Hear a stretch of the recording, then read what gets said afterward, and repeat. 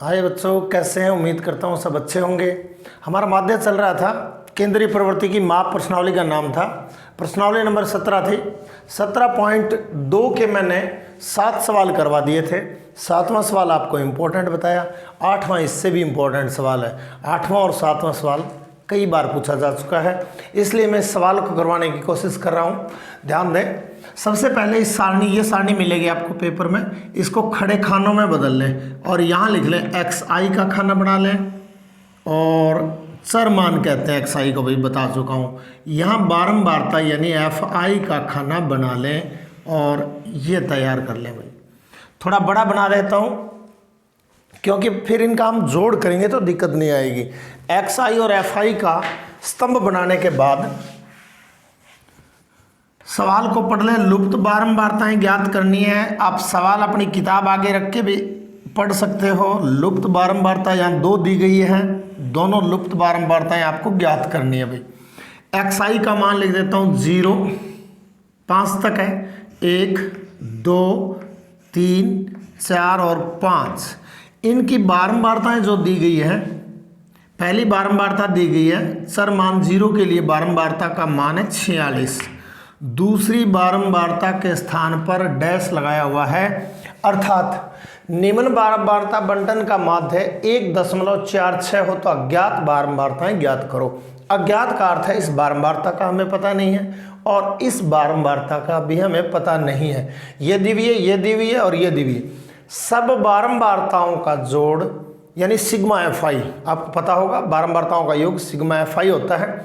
जोड़ 200 दिया गया है। अब यहाँ चर मान 1 के लिए बारंबारता नहीं हमारे पास, मैं यहाँ x ले लेता हूँ, अर्थात हमें ये बारंबारता ज्ञात करनी है। आप x भी ले सकते हो, f1 और f2 भी ले सकते हो, यानी f1 और f2 भी ले सकते हो, लेकिन मैं यहाँ x और y ले रहा हूँ क्योंकि समीकरण x और y के रूप में हमने खूब किए हैं। अब आइए, जिस चर मान 2 के लिए बारंबारता हमें पता नहीं है, इसलिए यहाँ y ले लेता हूँ।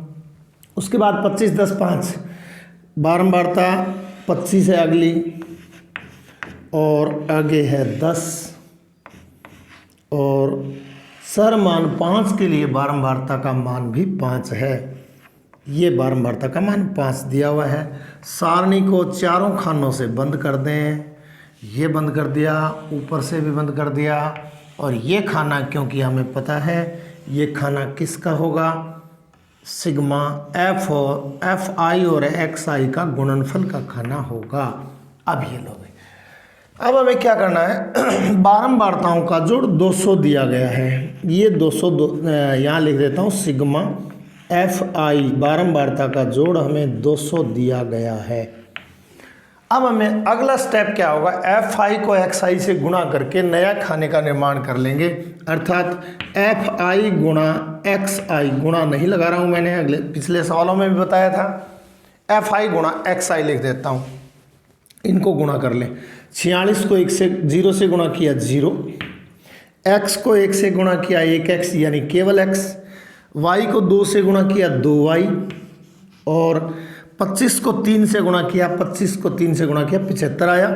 4 को 10 से गुणा किया 10 चौके 40 आया और 5 को 5 से गुणा किया 25 आया। बहुत इंपॉर्टेंट सवाल, फिर से बोल रहा हूँ मैं ये। अब इन बारंबारताओं का जोड़ 200 दिया गया है।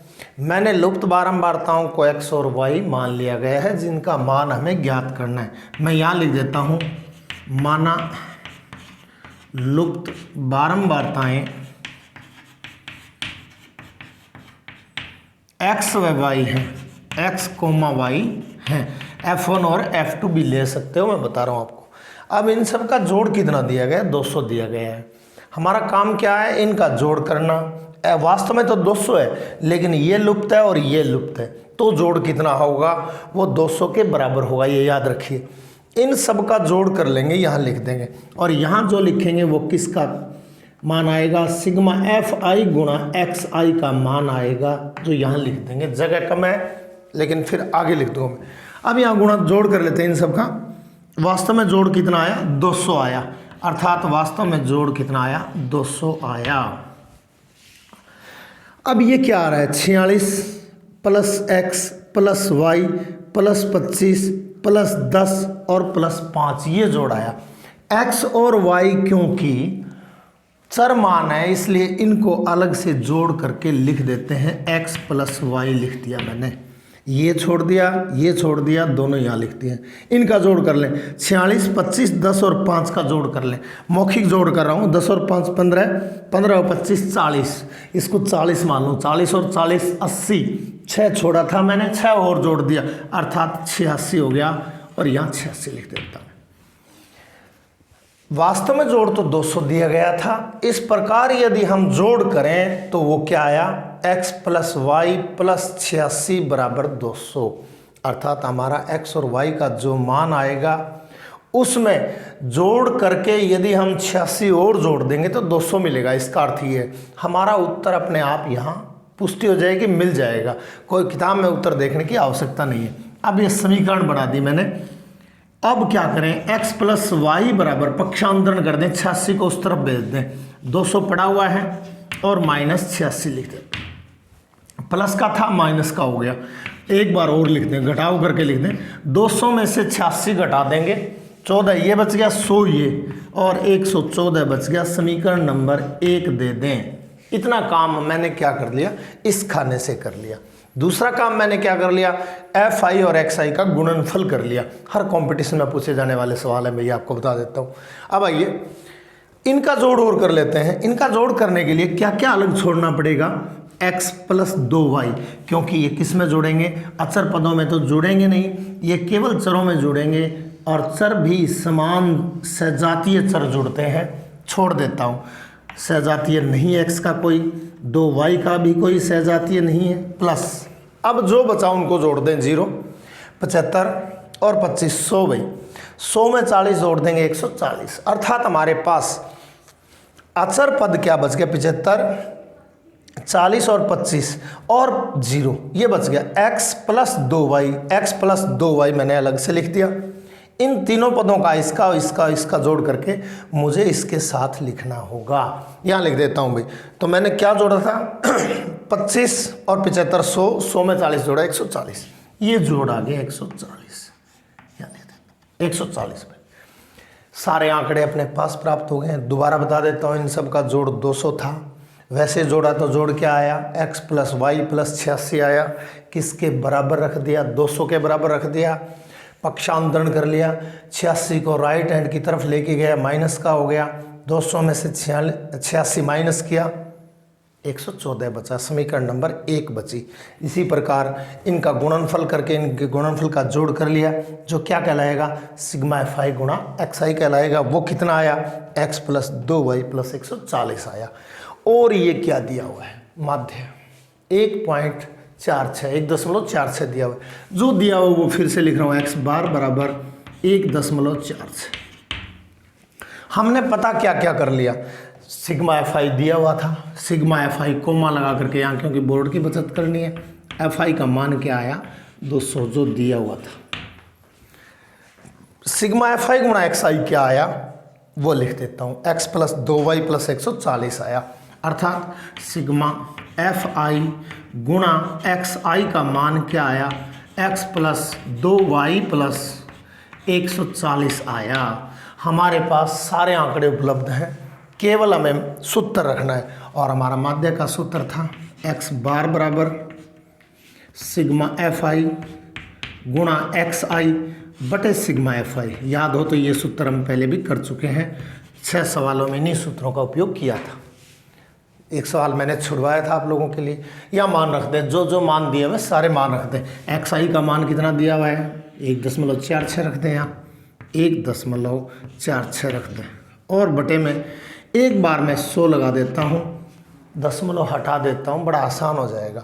दशमलव के बाद 1 और 2 अंक हैं राइट हैंड की तरफ, तो जितने अंक राइट हैंड की तरफ हो भाग कर देते हैं, उतनी 0 वाला 1 लिख करके, अर्थात 100 से। दशमलव के बाद यदि 1 अंक है तो यहाँ 10 लिख देंगे, दशमलव के बाद 2 अंक है तो यहाँ 100 लिख दिया, दशमलव के बाद 3 अंक है तो यहाँ 1000 लिख दिया, 4 अंक है तो 10,000 लिख दिया।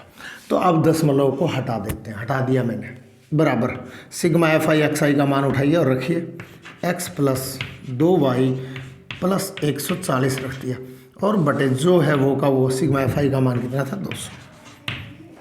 ये आपका क्या प्राप्त हो गया, एक समीकरण प्राप्त हो गया। अब क्या करेंगे, वज्र गुणा करने का मन चाहता है, लेकिन इससे पहले भाग में है, यहाँ भी भाग में है, इसलिए 2 जीरो यहाँ है, 2 जीरो यहाँ है। वज्र गुणा करेंगे तो वो 100 से गुणा होगा, इसको वज्र गुणा करेंगे तो 200 से गुणा होगा। 100 से और 200 से गुणा करने के बाद हमारे आंकड़े बहुत बड़े हो जाएंगे, हमारी समीकरण बहुत बड़ी हो जाएगी। इसलिए इसके 2 जीरो काट देते हैं, इसके भी 2 जीरो काट देते हैं, ये कट जाते हैं। वैसे ध्यान रखिए यहाँ प्लस नहीं है कहीं भी, 200 कट गया। अब यहाँ आया 1, 1 को इससे गुणा कर लेंगे, यहाँ आया 2, 2 को इससे गुणा कर लेंगे। अब वज्र गुणा कर देता हूँ, और ये वज्र गुणा करने पर ये वज्र गुणा कर दिया। लो भाई, 1 से गुणा करूँ x को, 1x आया। 1 से गुणा करूँ 2y को, 2y का 2y आया। प्लस 1 से गुणा करूँ 140 को, 140 आया, बराबर 146 है। दरअसल में भी दशमलव हट गया है। 146 को 2 से गुणा कर दें और ये आ जाएगा 292। 46 दूनी 92 होता है और 100 दूनी 200, अर्थात 292 आ गया। पक्षांतरण कर लें, ये भी 2 चर राशि का समीकरण है, जहाँ एक चर x है, दूसरा चर y है। पक्षांतरण कर लें, 140 को उस तरफ भेज दें, क्या मिला, x प्लस 2y बराबर 292 माइनस 140। 292 माइनस 140, प्लस का था 140, उस तरफ गया माइनस का हो गया। घटा करके लिखते हैं और 2 चर राशि का एक समीकरण प्राप्त हो जाएगा। घटाया, 2 का 2 आया, 9 में से 4 गया, 5 आया और 1 आया, 152। समीकरण जो प्राप्त हो उसको समीकरण नंबर 2 दे दें। आपके सामने समीकरण नंबर 1 है, आपके सामने समीकरण नंबर 2 है। आपको यदि 9वीं क्लास की कोई समीकरणों को हल करने की विधियाँ याद है, विलोपन विधि याद होगी, गुणांक समान करने की विधि याद होगी, प्रतिस्थापन विधि याद होगी, वज्र गुणन विधि याद होगी, किसी भी विधि का उपयोग करिए और x और y का मान प्राप्त करना हमें। मैं समीकरण नंबर 1 को उसके नीचे लिख देता हूँ। समीकरण नंबर 1 लिख रहा हूँ, x प्लस वाई बराबर 114। समीकरण नंबर मैंने फर्स्ट लिख दिया और बताया था मैंने, मेरे अन्य वीडियो में भी मिल जाएंगे। 2 चर राशि के समीकरणों में नीचे जोड़ वाली लाइन लगा दी। क्या दोनों के चर समान हैं? हाँ समान है। यहाँ समान नहीं है, कोई बात नहीं, हमें केवल एक के या तो x चर के समान होने चाहिए या y के समान होने चाहिए। गुणांक समान है दोनों के, x के समान है। क्या चिन्ह विपरीत है? नहीं है। अगर चिन्ह विपरीत नहीं हो तो घटाने पर समीकरण 1 में 2 में से 1 को घटा दूँ, क्योंकि मैंने 2 ऊपर लिख दिया, 1 नीचे लिख दिया।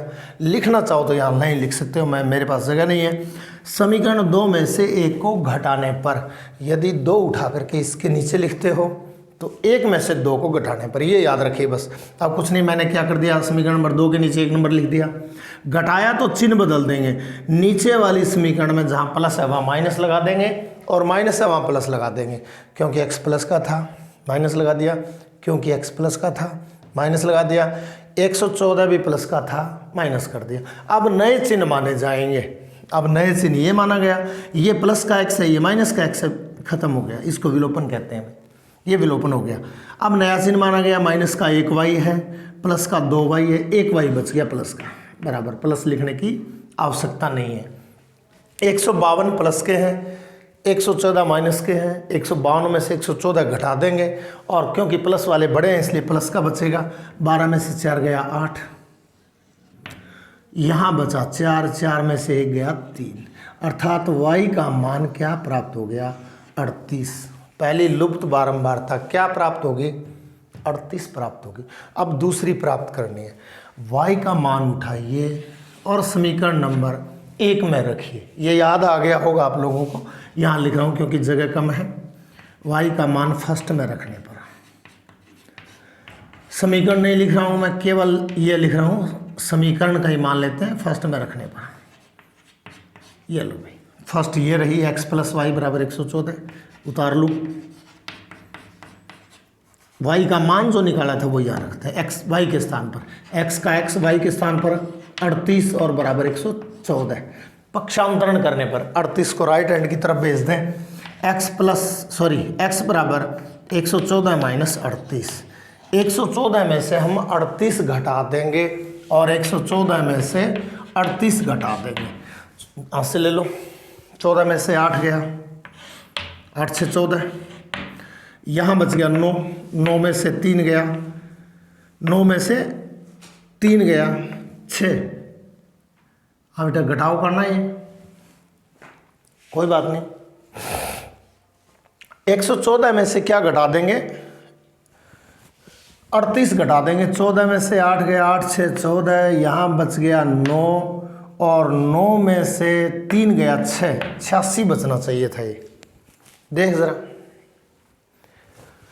ये आपका सवाल था। लुप्त बारंबारताएं क्या क्या प्राप्त हो गई, 76 बचना है, घटाओ गलत कर दिया मैंने। 152 ठीक है, 86 घटाया सही है, 114 सही है बेटा, 38 आ गया। x का एक लुप्त बारंबारता 38 आ गई और दूसरी लुप्त बारंबारता आपको ज्ञात करनी थी, ठीक है। 76 आना चाहिए बेटा, घटाओ गलत कर दिया, 7 बचेगा, 10 बचा था यहाँ, सॉरी भाई, 76 भाई, अर्थात x का मान क्या आ जाएगा, 76 आ जाएगा, x बराबर 76। दोनों लुप्त बारंबारताएं हमारी प्राप्त हो चुकी है। पहली लुप्त बारंबारता 76 होगी, दूसरी 38 होगी। यहाँ रखे देखिए, x के स्थान पे 76 और y के स्थान पर 38, और फिर इनका जोड़ कीजिए कि क्या हमारा जोड़ सही आ रहा है क्या। देखना यहाँ दिख रहा है क्या, मैं जोड़ करके दिखा रहा हूँ। क्या 46, x के स्थान पे क्या रखूँ 76, y के स्थान पे क्या रखूँ 38, 25 10 5, 25 10 और 5 जोड़ कर लें। यदि हमारा ये जोड़ 200 आता है तो हमारा उत्तर सही है। 6 और 6 12, 12 8 20, 20 20 और 10 30 की 0 और हासिल 3, 4 7, 4 11 है ना, 11 और 3 14 और 2 16 और 1 17 और 3 20, हमारा जोड़ 200 आया। इसलिए हमारी दोनों लुप्त बारंबारताएं 76 और 38 होगी। हमारे सवाल के उत्तर की पुष्टि हो चुकी है। ये सवाल का आप स्क्रीनशॉट ले लें, बहुत ही इम्पोर्टेंट, अर्थात ये सवाल आपका 3 अंक में हर हाल में पूछा जाएगा और माध्यमिक शिक्षा बोर्ड में कम से कम 4 बार ये सवाल या 5 बार ये सवाल आ चुका है। चाहे सिलेबस बदल गया हो, चाहे एनसीईआरटी का सिलेबस लगा हो, चाहे सीबीएसई का लगा हो, चाहे किसी भी बोर्ड का लगा हो, उसमें ये सवाल हर हाल में पूछा जाता है। सेम टू सेम है 2-3 सवाल किताबों में। तो आइए, इतना होने के बाद 7.2 करने से 3 करने से पहले अब मैं विधियां बता रहा हूं, और वो विधियां किन की विधियां हैं। मैंने कहा था 3 टाइप हैं इसके माध्य ज्ञात करने के लिए। नंबर 1, जब केवल आंकड़े दिए गए हों, और नंबर 2, जब xi और fi का मान दिया गया हो, और नंबर 3, जब वर्ग दिया हो या वर्ग अंतराल दिया गया हो। तो माध्य कैसे ज्ञात करते हैं। 2 सवाल तो ये इम्पोर्टेंट थे। अब जो इम्पोर्टेंट बात जो आएगी वो माध्य ज्ञात करना कब, जब आपको वर्ग दिया गया हो। वर्ग क्या होगा, कैसे होगा, हम चर्चा करेंगे। तीसरी जो इसका तीसरा भाग आता है, माध्य ज्ञात करना कब, जब वर्ग दिया गया हो। वर्ग अंतराल लिख देता हूं, दिया गया। आई इस पे चर्चा करते हैं। वर्ग दिया गया हो या वर्ग अंतराल दिया गया हो तो माध्य ज्ञात करने की 3 प्रकार की विधियां हैं। हालांकि एक विधि तो हम कर चुके हैं, इस विधि का जिक्र आएगा। नंबर 1 है प्रत्यक्ष विधि।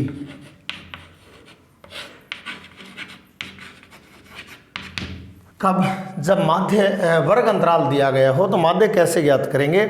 वो ज्ञात करने की 3 विधियां हैं। प्रत्यक्ष विधि, दूसरी का नाम है कल्पित माध्य मानकर, कल्पित माध्य मानकर, और तीसरी विधि का नाम है पग विचलन विधि। अब ये सारे कंफ्यूज होंगे आपसे, सब दिमाग में उलट पुलट हो जाएगा यदि आप ढंग से इनको नहीं पढ़ेंगे। पग विचलन विधि को दूसरा नाम दिया गया है पद विचलन विधि, ये इसका दूसरा नाम है। ध्यान रखिए, कोई सवाल दिया गया हो 3 अंक में आएगा तो आपसे कहा जाएगा दिए गई बारंबारता बंटन का माध्य ज्ञात कीजिए। तो आप किसी भी विधि का उपयोग कर सकते हैं, चाहे इस विधि का उपयोग करें, चाहे इसका करें, चाहे इसका करें, आप पर कोई प्रतिबंध नहीं है। लेकिन यदि आ जाए कि दी गई बारंबारता बंटन का माध्य प्रत्यक्ष विधि से कीजिए, तो निश्चित तौर पर आपको प्रत्यक्ष विधि से ही करना होगा, अन्यथा आपको उत्तर का 1 अंक या आधा अंक मिल सकता है, नहीं मिलेगा।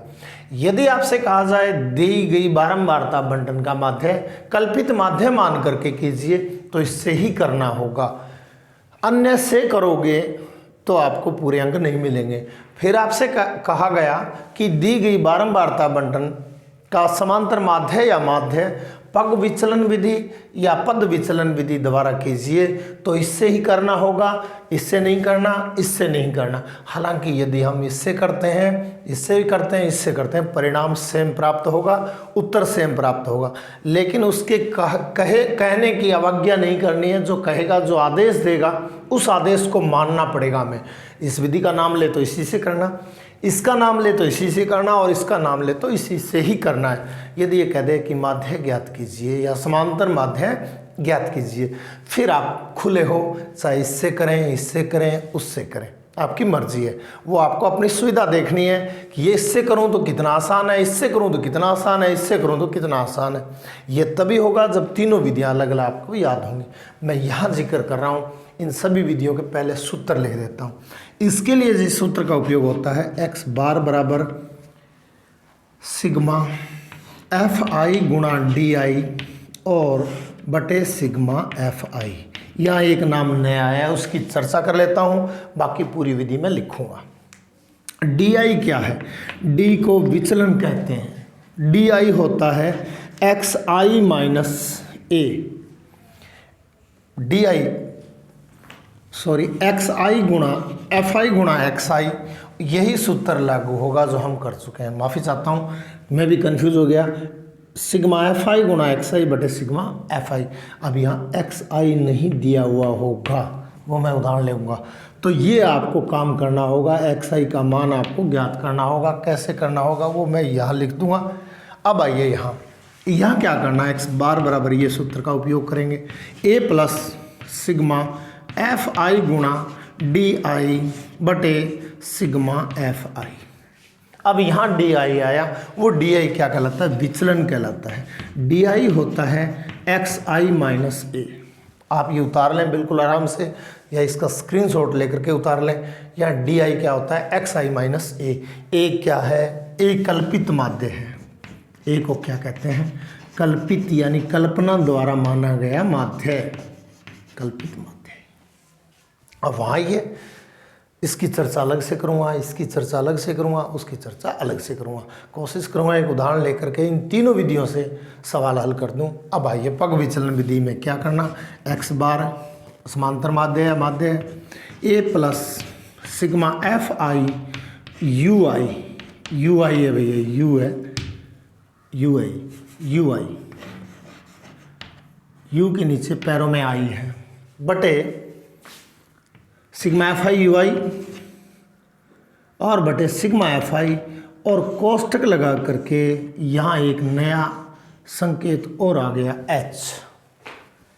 वही सेम टू सेम di आपको बता दिया गया। अब ui क्या है? ui होता है xi माइनस a, ये xi माइनस a यानी di बटे a और बटे में h। अब यहाँ h क्या है? h होता है वर्ग अंतराल। h यहाँ नया नाम आया है, हिंदी लिख देता हूँ वर्ग अंतराल। ये वर्ग अंतराल क्या है, क्यों है, चर्चा करेंगे। वर्ग अंतराल ये आपके डाटा मैंने तैयार कर दिए। नंबर 1 प्रत्यक्ष विधि में ये करना, ये सूत्र का उपयोग हम 7.2 तक करते आ रहे हैं, अभी किया था। कल्पित माध्य मान करके a प्लस सिग्मा fi गुणा di बटे सिग्मा fi ये करेंगे। ए क्या है? कल्पित माध्य है। क्या है, कैसे मानेंगे, क्यों मानेंगे, वो आपको मैं उदाहरण लेकर के बताऊंगा। di क्या है? di विचलन है। di होता क्या है? xi माइनस a होता है, वो यहाँ लिख देता हूँ, काम आएगा। di होता है xi माइनस a, d विचलन कहलाता है। यदि आपसे कहते पग विचलन विधि से कीजिए, तो विधि ये आपके सामने विधि के पद क्या होंगे मैं बिल्कुल एक एक पर क्रम वाइज चर्चा करूँगा। एक्स बार बराबर माध्य बराबर ए प्लस छोटा कोष्टक शुरू करेंगे। छोटे कोष्टक में लिखेंगे सिग्मा एफ आई गुणा यू आई बटे सिग्मा एफ आई। दोनों कोष्टक वाले पदों में अंश और हर दोनों को एच से गुणा कर देंगे। यहाँ नए दो शब्द आए हैं, दो संकेत आए हैं। यू आई क्या होता है उसका मैंने विवरण दे दिया है। यू आई होता है एक्स आई माइनस ए बटे एच। इसके बटे में क्या लगा देंगे, एच लगा देंगे। अब सवाल उठता है एच क्या है। एच को हिंदी में लिख दिया, वर्ग अंतराल होता है। अगर मैं यहाँ लिखूँ यू आई तो भी लिख सकता हूँ, याद रह जाए एक्स आई माइनस ए बटे एच। एच क्या है, वर्ग अंतराल है। अब मैं इस विधि का शुरुआत कर रहा हूँ। एक उदाहरण मैं लेकर के आप इसका स्क्रीनशॉट ले लें। ऐसे नोट्स आप यदि बना लेते हो तो बहुत ही अच्छा रहेगा। लाइफ टाइम ये चीज़ें काम आने वाली हैं। मैंने पहले भी जिक्र किया था, बीएड करेंगे, जेबीटी करेंगे, बीएसटीसी करेंगे, ये सब चीज़ें आपके आती हैं। इकोनॉमिक्स पढ़ेंगे तो ये चीज़ें सब आती हैं। अब आइए मैं उदाहरण ले रहा हूँ प्रत्यक्ष विधि का, अलग से हेडिंग डाल रहा हूँ प्रत्यक्ष विधि। एक बार फिर से बता देता हूँ। माध्य समांतर माध्य ज्ञात करना है कब, जब वर्ग अंतराल दिया हो या वर्ग दिया हो। वर्ग क्या है अब आएगा। तो 3 प्रकार की विधियाँ। नंबर 1 प्रत्यक्ष विधि में ये सूत्र लगाएंगे। नंबर 2 कल्पित माध्य मान करके ये करेंगे। नंबर 3 पग विचलन या पद विचलन विधि का उपयोग करने के लिए इस सूत्र का उपयोग हम करेंगे और उदाहरणों द्वारा ये सारी चीज़ें मैं स्पष्ट कर दूंगा। एक सवाल को 3 विधियों से करूँगा। पहले बारी बारी से एक एक विधि की सारी डिटेल लिख देता हूँ। अब आ जाइए प्रत्यक्ष विधि, ये मिटो रहा हूँ मैं।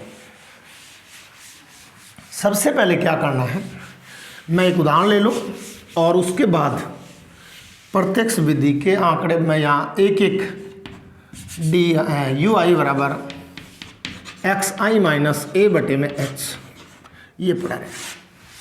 एक उदाहरण ले लेता हूँ, अभ्यास माला से ले लेता हूँ और ये अपना है 17.3 का सवाल नंबर 1। इसने लिखा है माध्य ज्ञात कीजिए और प्रत्यक्ष विधि लिख रहा हूँ मैं। प्रत्यक्ष विधि से माध्य ज्ञात कर रहा हूँ और ये छोटा सा यहाँ लिख रहा हूँ, ज़्यादा सारणी जगह न घेरे। ये आपका सवाल लिख रहा हूँ। आवश्यकता पड़ेगी तो खाने और बना लेंगे। यहाँ वर्ग लिखा हुआ होगा, ये रहा वर्ग और नीचे बारंबारता, हिंदी में लिखा है बारंबारता और इसमें यदि सांकेतिक रूप से लिखेंगे तो एफ आई लिखेंगे बारंबारता। वर्ग लिखा हुआ 0 से 10, 0 से 10, 10 से 20 और 20 से 30 और 30 to 40 यानी 30 से 40 और 40 से 50 मिटाना पड़ेगा फिर मुझे।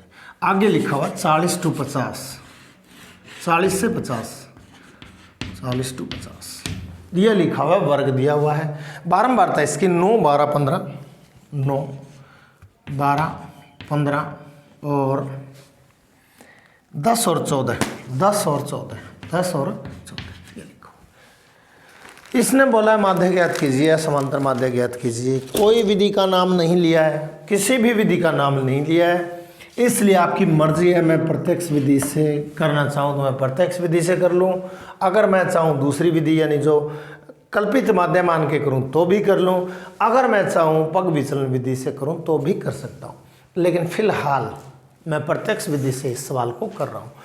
तो सारणी को खड़े खानों में बदल लीजिए, वर्ग यहाँ लिख दें और वर्ग के बाद बारंबारता का खाना एफ आई, अंग्रेजी लिख रहा हूँ एफ आई, सांकेतिक रूप से लिख रहा हूँ बारंबारता।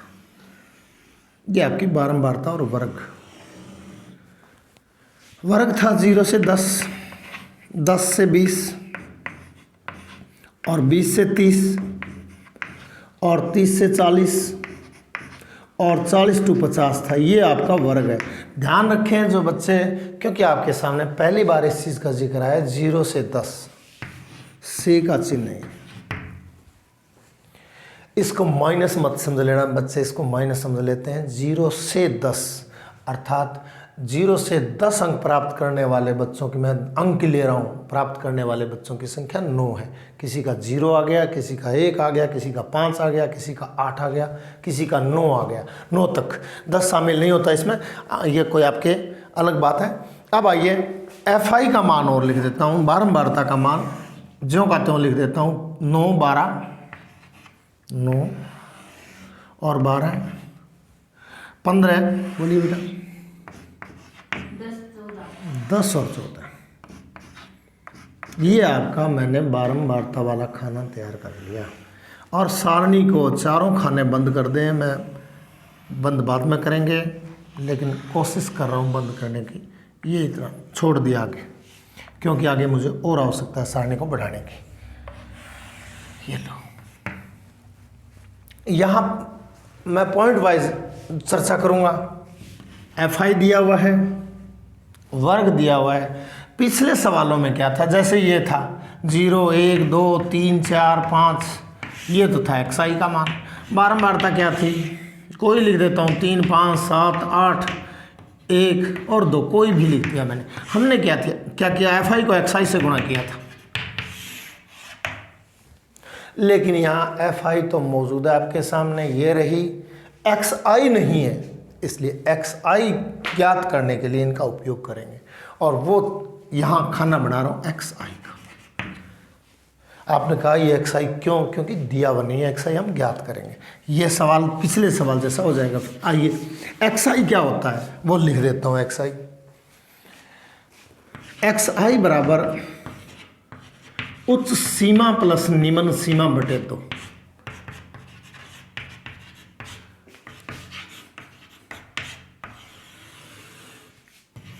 आ जाओ, नए शब्द हैं। उच्च सीमा, ये उच्च सीमा, सॉरी 10 उच्च सीमा, 0 निम्न सीमा, दोनों को जोड़ देंगे, 2 का भाग लगा देंगे, XI का मान आ जाएगा। देखो यहाँ इस वर्ग की उच्च सीमा 10 है, निम्न सीमा 0 है, 10 में 0 जोड़ देंगे और किसका भाग लगा देंगे, 2 का भाग लगा देंगे।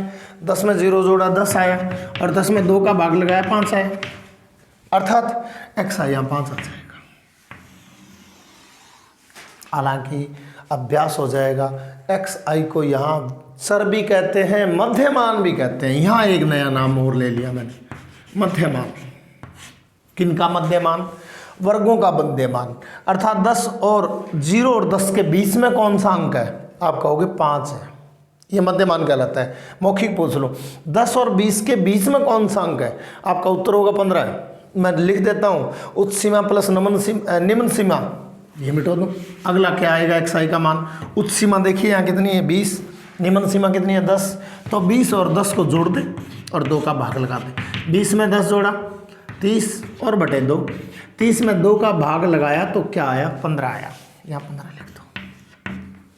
अभ्यास होने के बाद आपको कतई ही रफ कार्य नहीं करना पड़ेगा। ये बेवकूफ़ी में कर रहा हूँ मैं, कोई आवश्यकता नहीं है, लेकिन समझना ज़रूरी है। आपसे पूछ ले मध्यमान या XI क्या होता है। XI चर मान भी होता है, विचर मान भी कहते हैं, मध्यमान भी कहते हैं। आपका उत्तर होगा उच्च सीमा प्लस निम्न सीमा बटे 2। उल्टा कह सकते हो निम्न सीमा प्लस उच्च सीमा बटे 2, अर्थात इन दोनों को जोड़ करके 2 का भाग लगा देंगे। इन दोनों को जोड़ के 2 का भाग लगा देंगे। आगे क्या आएगा, इन दोनों को जोड़ के 2 का भाग लगा देंगे। जोड़ो 20 प्लस 30 जोड़ दें और 2 का भाग लगा दो। 20 प्लस 30 50 हुआ, 20 में 30 जोड़ा 50, 50 में 2 का भाग लगाया 25 आया, 25 आया। यहाँ 25 लिख देता हूँ। मध्य मान प्राप्त कर रहा हूँ, आप ध्यान रखिए, या चर मान प्राप्त कर रहा हूँ। इन दोनों का जोड़ करके 2 का भाग लगा दो। दोनों को जोड़ा 30 और 40 70, 70 में 2 का भाग लगाया 35। इन दोनों को जोड़िए 40 और 45 90 होता है, 40 प्लस 45 90 होता है, 90 में 2 का भाग लगाया 45 आया। अब आपके सामने XI का मान प्राप्त हो गया है। ये XI कहलाता है या मध्य मान कहते हैं इसे। मैं यहाँ लिख देता हूँ मध्य मान।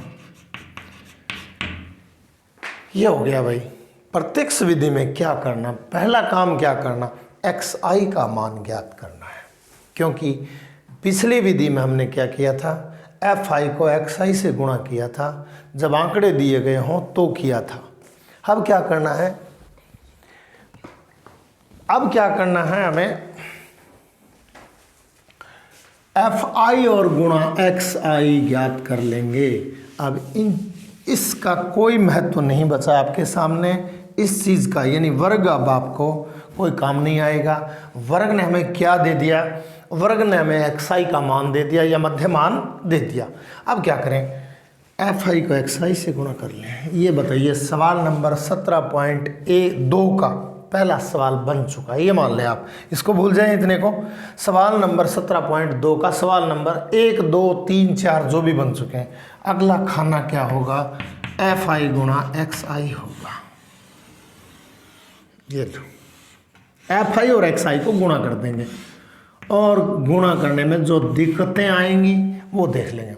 9 को 5 से गुणा कर लेंगे, 45 आएगा, कोई दिक्कत नहीं गुणा करने में। 12 को 15 से बच्चे, क्योंकि आप लोगों का अभ्यास नहीं है इसलिए 12 और 15 अलग लिखोगे, रफ कार्य करोगे, लास्ट पन्ना पलटोगे, आपका समय खराब होगा। तो 12 को 15 से गुणा करेंगे, 180 आएगा। मैंने क्या किया, 15 को मैंने 12 से गुणा किया, 12 को मैंने क्या लिख लिया, 10 + 2 लिख लिया। मौखिक बता रहा हूँ, जो गुणा आसान होते हैं वो बता रहा हूँ। इसको इससे गुणा किया 150 हो गया, इसको इससे गुणा किया 30 हो गया, 150 और 30 180 हो गया। 180 लिख देता हूँ भाई, इकाई के नीचे इकाई, दाई के नीचे दाई। 15 को 25 से गुणा करना है, मैं मौखिक बता रहा हूँ। आप करोगे 15 × 25, रफ कार्य ये करोगे, 15 × 25 लिख के आ दूँ, चाहे 25 को लिख दूँ मैं, 20 और 5 25, 20 में 5 जोड़ेंगे 25 होता है। इसको 15 से गुणा करना है, इसको इससे गुणा करना बड़ा आसान है, 0 की 0 लगा दी, 15 का पाड़ा तो आता है, 15 दूनी 30, 300 हो गया आपका। इसको इससे गुणा कर लो, 15 का पाड़ा आता है, आसान होता है, सब बच्चों को भी आता है, छोटे बच्चों को। 15 × 5 = 75 हो गया। 300 में 75 जोड़ना भी बड़ा आसान है, 375 लिख दो। ये लो भाई, अब आइए गुणा करना, इसको इससे गुणा करना, FI गुणा XI करना। 35 को 10 से गुणा करने में कोई दिक्कत नहीं है, 0 की 0 लगा दें, 35 का 35 लगा दें, 350 हो जाएगा। 45 को 14 से गुणा करना, ये भी बता देते हैं। 14 × 45, चाहो तो इसके टुकड़े कर लो, 40 + 5 और यहाँ 14 लिख दो, गुणा कर लो, कोष्टक लगा दिया। 14 का पाड़ा जरूर आता होगा, 14 × 4 = 56, 560 हो गया। और 14 को 5 से गुणा कर लें, 14 × 5 = 70। ये भी जोड़ना आसान है, ये जोड़ेंगे 6 × 7 = 13, 130 हो गया। 500 में 130 जोड़ दो, 630 हो जाएगा। ठीक है बेटा, 630 ही होगा। ये लो, ये आपका गुणनफल भी मैंने बता दिया है। मैंने कहा था ये तरह भूल जाइए अब, क्योंकि मध्य मान ज्ञात करना था, थोड़ा ध्यान दे लें। XI का मान इन दोनों को जोड़ दिया और 2 का भाग लगा दिया, 5 आ गया। अब इनका वर्गों का अंतर देख लें। 0 और 10 का अंतर 10 है, 10 और 15 का अंतर 10 और 20 का अंतर भी 10 है, यहाँ भी अंतर 10 है, यहाँ भी अंतर 10 है, यहाँ भी अंतर 10 है। तो क्या करेंगे, XI का पहला मान ज्ञात कर लिया, आगे 10 10 10 जोड़ते जाएंगे। पहला मान 5 आया, 5 में क्या जोड़ दिया, 10 जोड़ दिया। 10 क्यों जोड़े, क्योंकि वर्गों का अंतर हमारा 10 था। आगे क्या जोड़ दिया, आगे क्या जोड़ दिया, आगे क्या जोड़ दिया। सपोज दैट ये 20 अंतर आ जाए, पहला XI ज्ञात कर लें, 20 20 जोड़ दें। सपोज कल्पना करोगे यहाँ 20 30 अंतर आ जाए, पहला XI का मान ज्ञात कर लें और 30 30 जोड़ते जाएं। यहाँ आपको किसी रफ कार्य की आवश्यकता नहीं होगी, यहाँ कोई रफ कार्य नहीं है, यहाँ रफ कार्य था, यहाँ भी था, आगे मैंने कर दी।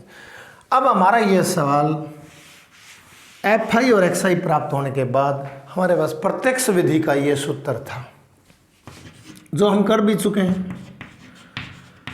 प्रत्यक्ष विधि से कर रहा हूँ, x बार बराबर सिग्मा FI XI बटे सिग्मा FI।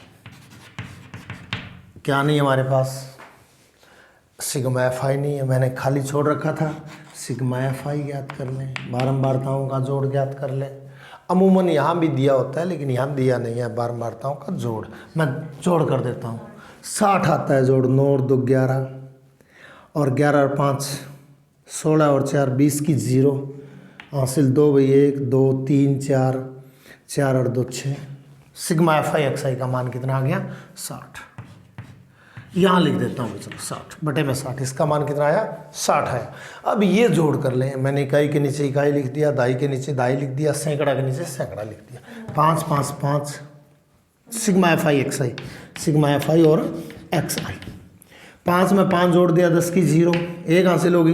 कितना है बेटा जोड़, 1580। चलो 1580 लिख देता हूँ, 1580 लिख दिया मैंने, अर्थात सिग्मा FI XI 1580 आ गया। यहाँ लिख दो 1580 और 1580 में 60 का भाग लगा देंगे और हमारा माध्य यानी समांतर माध्य प्राप्त हो जाएगा। और किस विधि से हो जाएगा, प्रत्यक्ष विधि से हो जाएगा। अब चलो भाग लगाया 26.3 आया। अब भाग लगाने में भी दिक्कत नहीं आनी चाहिए, 0 से 0 काट दो, 58 158 में 6 का भाग लगा दें, 158 में 6 का भाग लगा दो, रफ कार्य कर लो। 6 दूनी 12 बचा 3 बना 38, 6 छिके 36 बच गया 2 बना 20, दशमलव लगा दें, 6 3 18, 26.30 लगा दिया या कोई फर्क नहीं पड़ेगा। 3 आएगा बेटा, 3 0 नहीं आएगा, चलता रहेगा। अब यहाँ फिर से 2 बचेंगे, अशांत हो जाएगा, ये आगे तक चलता रहेगा। और ये आपकी प्रत्यक्ष विधि थी। अब आगे विधि को लिखने की जो भी बारी है वो करेंगे। क्या मैं लिख देता हूँ ताकि आपको याद रह जाए। नंबर 1 लिखनी नहीं है आपको, परीक्षा में ये याद करने के लिए है। उच्च सीमा व निम्न सीमा को जोड़ करके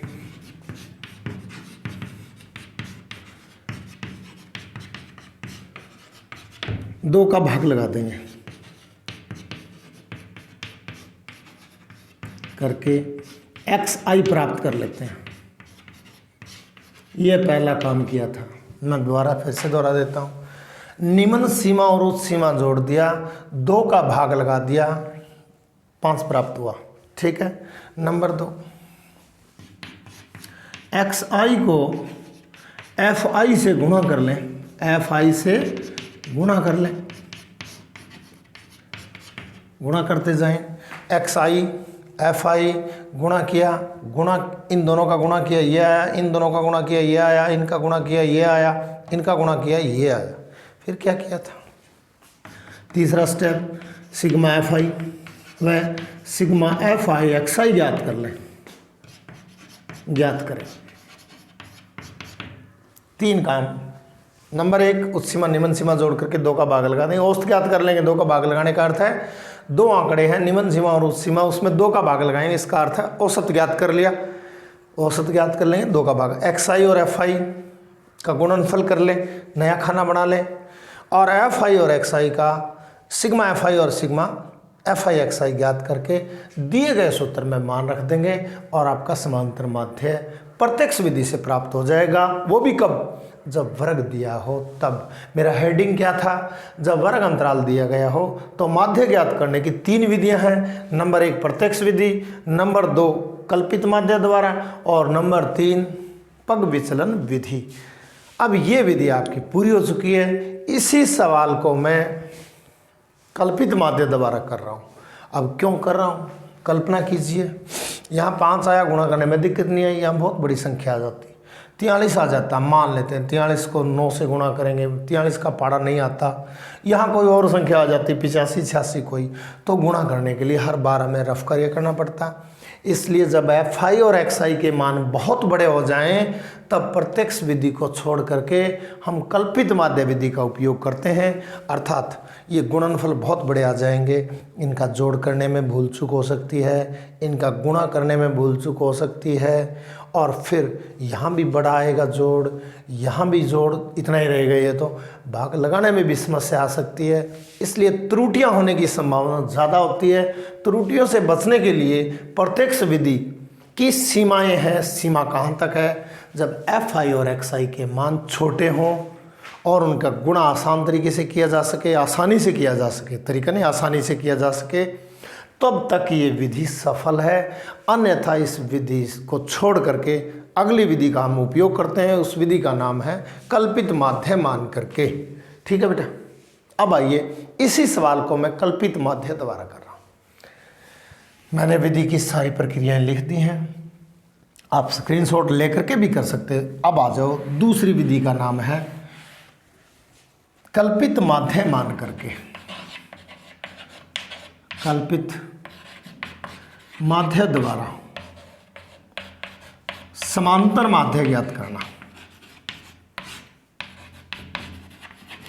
ये लो, अब ये बंटन दे दिया। अब यहाँ क्या कर दिया?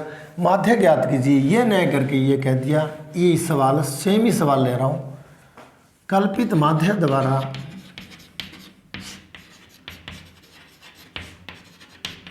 समांतर माध्य ज्ञात कीजिए, या माध्य ज्ञात कीजिए, समांतर माध्य ज्ञात कीजिए। क्योंकि आगे वो मिट जाएगा, काम आएगा अपने।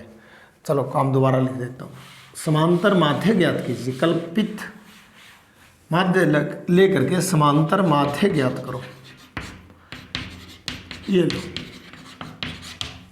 ये लिख दिया भाई। अब आइए सेम टू सेम, ये इस सारणी को मैंने खड़े खानों में बदल लिया यहाँ तक। सेम ये xi का मान ज्ञात करना है। ये नहीं चाहिए हमें, ये मिटा देता हूँ। फिर भी एक लाइन और लिख देता हूँ। जब आंकड़े बड़े हो जाएं तो प्रत्यक्ष विधि में कठिनाइयाँ आती हैं। कठिनाइयों से बचने के लिए वह त्रुटियों से बचने के लिए, त्रुटियाँ होती गलतियाँ, त्रुटियों से बचने के लिए हम कल्पित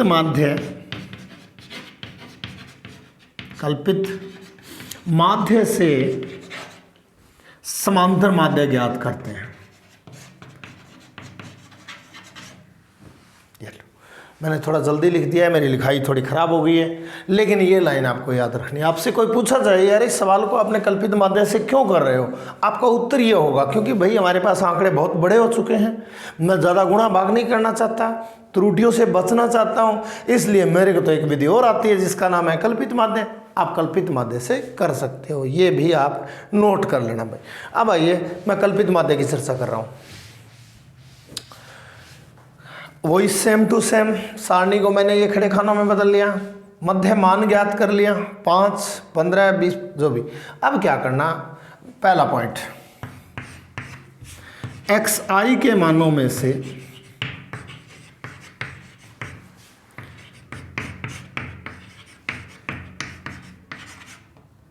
कोई हो सके तो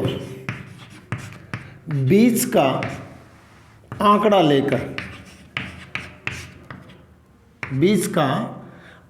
लेकर उसे a मान लेते हैं। a क्या है मैंने बताया भी था,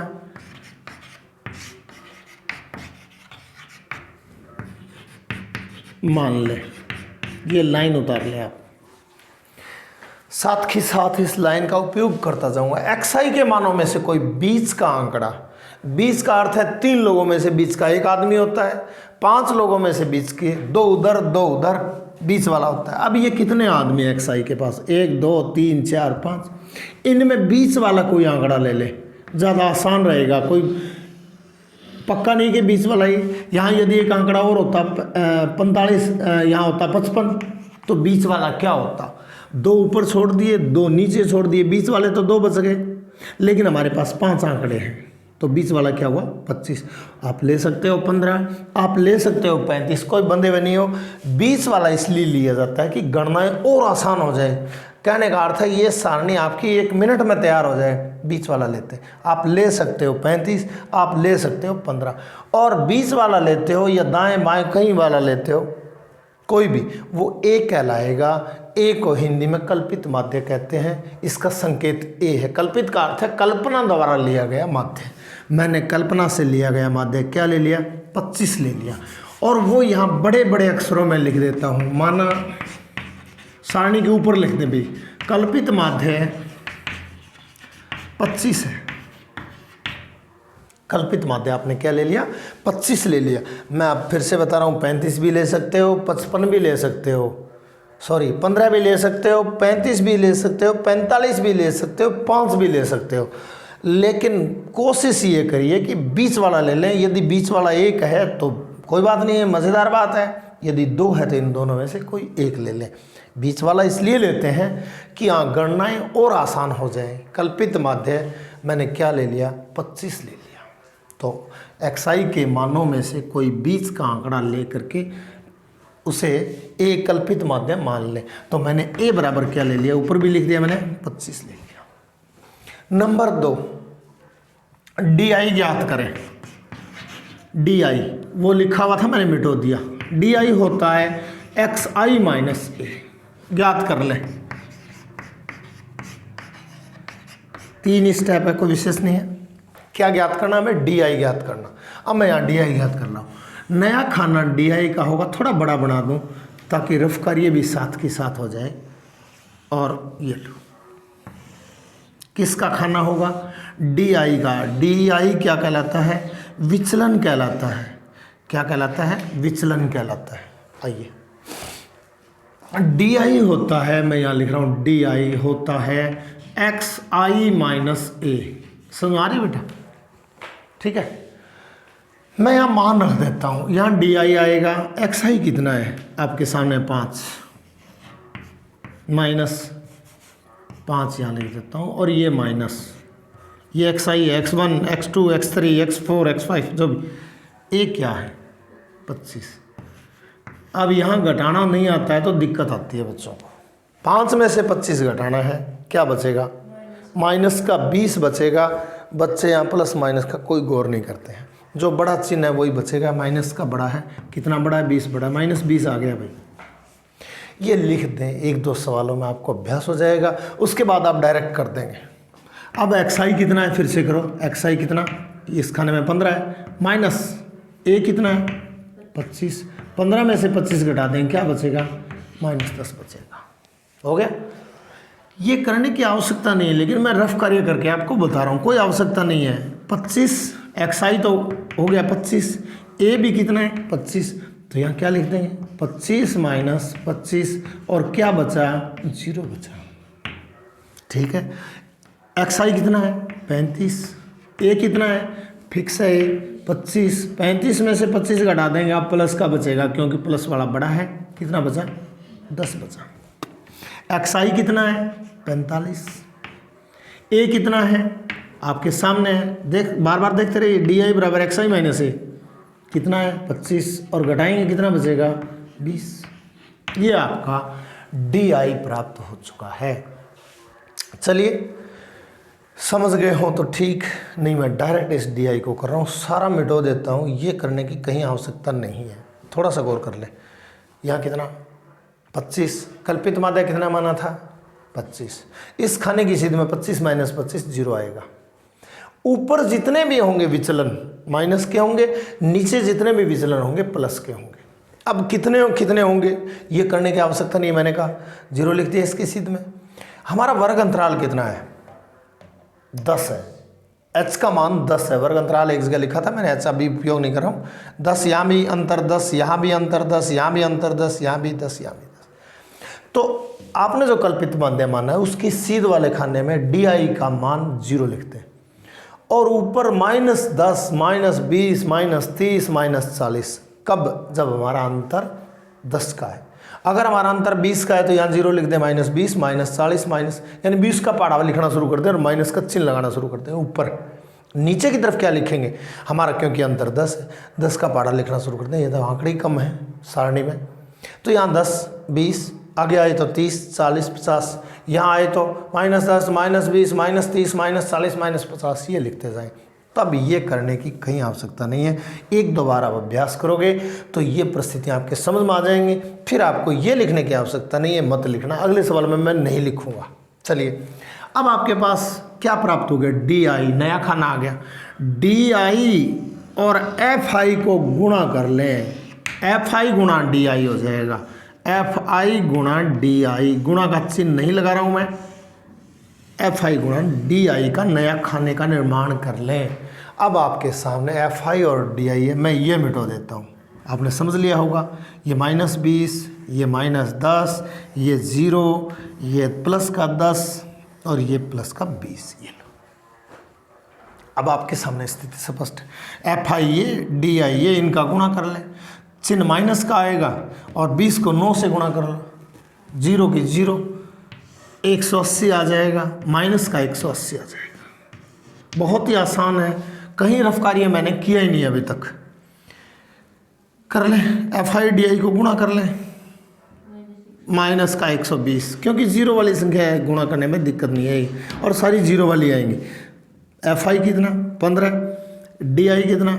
0, इसका संगत डी आई है भाई, कितना? 0 से 15 को गुणा किया 0। ये लो, अब एफ आई कितना 10, डी आई कितना भी 10, 10 को 10 से गुणा कर ले 100 आएगा। ऊपर माइनस क्या आएंगे, नीचे प्लस क्या आएंगे, 0। यहाँ इसकी सीध में 0 ही आएगा। गुणा कर लो। 14 को किससे गुणा करना, 20 से। 14 को 20 से रफ कार्य करोगे क्या, 14 को 20 से गुणा रफ में नहीं करना, 0 की 0 छोड़ दें, 14 का पारा 2 तक पढ़ दें, 14 दूनी 28, 280 आ जाएगा। ये लो, ठीक है बेटा, हो गया। अब यहाँ क्या करना, मैंने क्या कर दिया, नंबर 1 xi के मानों में से कोई 20 का आंकड़ा लेकर के उसे कल्पित माध्य मान लेते हैं। हो गया, मैंने कल्पित माध्य 25 मान लिया। xi मैंने ज्ञात कर लिया, दिया हुआ नहीं था, आपके सामने ज्ञात किया था, मध्यमान कहलाता है। नंबर 2 मैंने क्या किया, di ज्ञात कर ले, मैंने di भी ज्ञात कर लिया। नंबर 3 हमें क्या करना, fi को di से गुणा करना है। fi को di से गुणा कर ले, di से गुणा करके लिख रहा हूँ, गुणा करके sigma F I D I ज्ञात कर ले। ये लो लास्ट, तीनों बातें मैंने लिख दी हैं, 3 बातों का प्रयोग होगा और ये नंबर वाइज मैंने लिख दी है। अब आइए मैं ये मिटो देता हूँ, आप लोगों ने नोट कर लिया होगा। अगर नहीं भी होता है नोट साथ के साथ तो वीडियो को शायद धीरे भी किया जा सकता है, किया जा सकता है ना, इसकी स्पीड भी धीरे की जा सकती है, नॉर्मल स्पीड भी होती है और इसको दुगना भी किया जा सकता है, स्पीड को आधा भी किया जा सकता है, सारे आपके हाथ में एक्सीलेटर भाई। अब आइए एफ आई और डी आई वाले खानों का जोड़ कर लें और जोड़ को कहते हैं सिग्मा। किसका सिग्मा, एफ आई गुणा डी आई का सिग्मा कर लें। अब यहाँ थोड़ी दिक्कत आएगी, माइनस के 2 पद हैं, माइनस का कितना 180 और माइनस का कितना 120, जोड़ कर ले। माइनस के कितने हो जाएंगे 0, 0 और 3, माइनस का 300 हो गया, हो गया बेटा। प्लस वाले भी 2 पद हैं, ये रहा 100 प्लस का 180, 280 प्लस का 100 और 280 को जोड़ ले 380 हो गया। ये तो प्लस का, इतना तो प्लस वाला और ये माइनस के, ठीक। प्लस माइनस के तो 300 आए और प्लस वाले 380 आए। इनका जोड़ करना है तो प्लस वाले क्योंकि ज़्यादा है, कितने ज़्यादा है 80 ज़्यादा है, यहाँ लिख दो 80। ये करके नहीं दिखाना है, मैंने यहाँ बता दिया। माइनस वालों को अलग से प्लस कर ले और प्लस वालों को अलग से कर ले। प्लस वाले ज़्यादा हैं तो प्लस का आ जाएगा, माइनस वाले ज़्यादा हैं तो माइनस का आ जाएगा, ठीक है। अब क्या करें, इतना होने के बाद सूत्र लगा दें।